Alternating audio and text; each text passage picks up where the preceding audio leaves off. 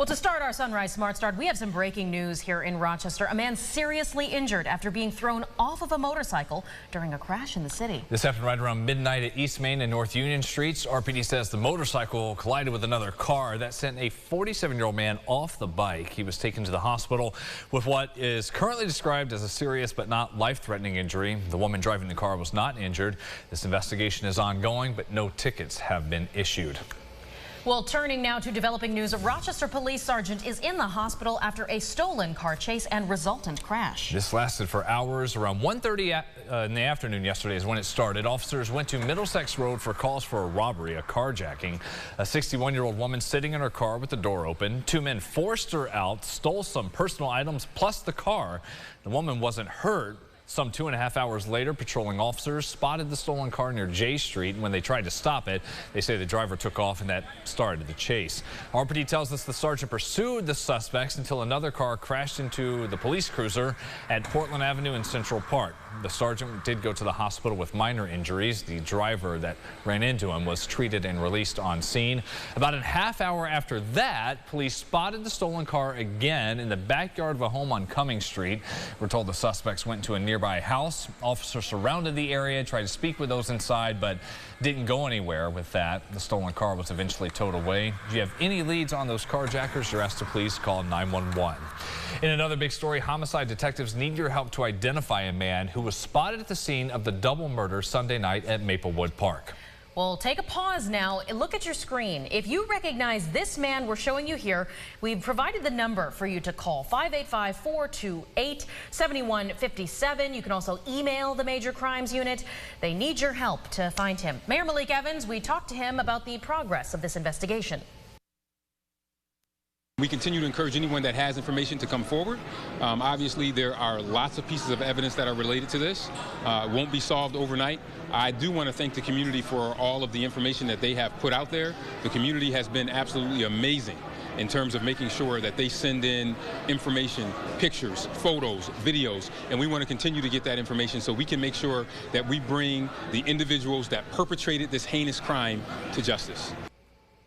Well, this 32-year-old suspect who has been arrested after police say he tried running over officers on Tuesday morning, he actually couldn't have a bail set during a city court appearance yesterday morning, and that is due to the fact that charges for Douglas Moore, that 32-year-old man, they are not bail eligible. Instead, he was given a warning in pretrial supervision. The judge telling him you have to show up to court later this year because he's had a history of not showing up at hearings. This all began Tuesday morning on Joseph Avenue near Vienna Street. As officers were speaking with the driver, they say he took off down Vienna. Officers tried to follow him, but say Moore ran into a dead end, turned around, then spat at the officers. One ended up firing multiple shots at the car. Moore faces several charges from reckless endangerment to aggravated unlicensed operation. His next court hearing is in early December.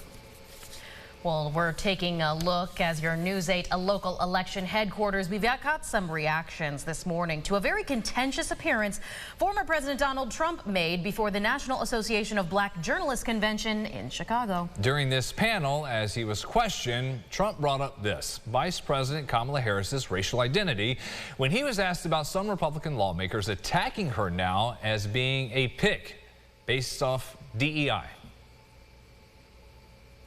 She was only promoting Indian heritage. I didn't know she was black until a number of years ago when she happened to turn black.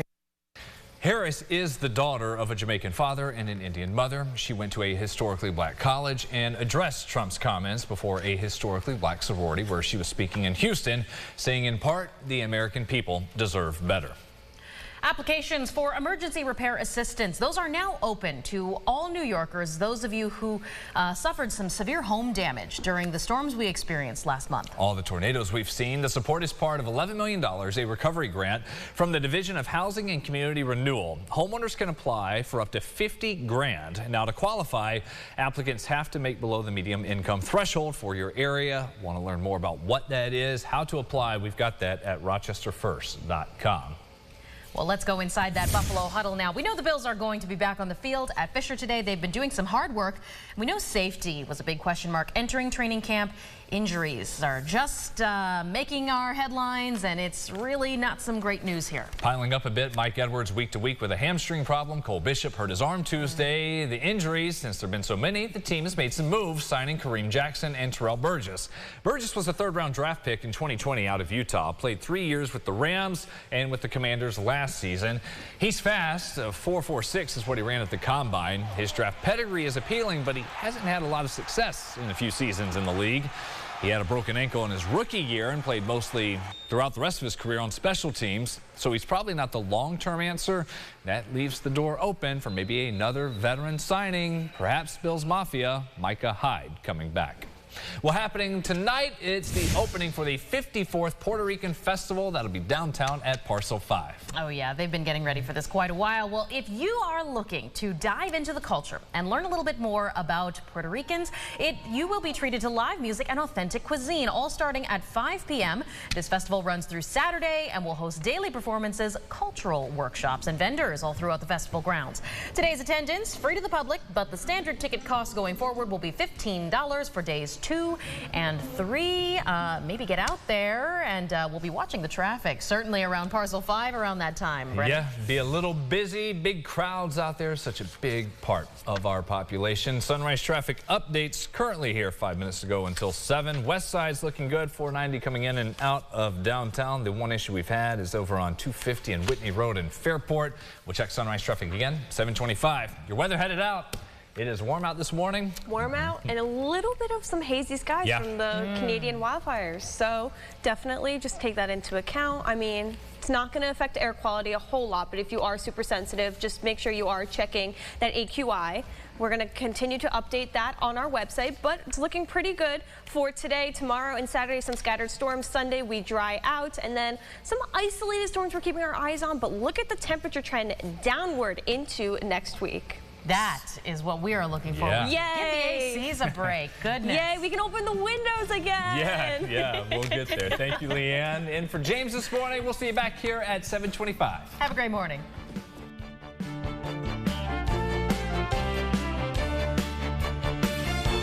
Follow News 8 wherever you are on RochesterFirst.com, Facebook, Twitter, and on our app for news and weather.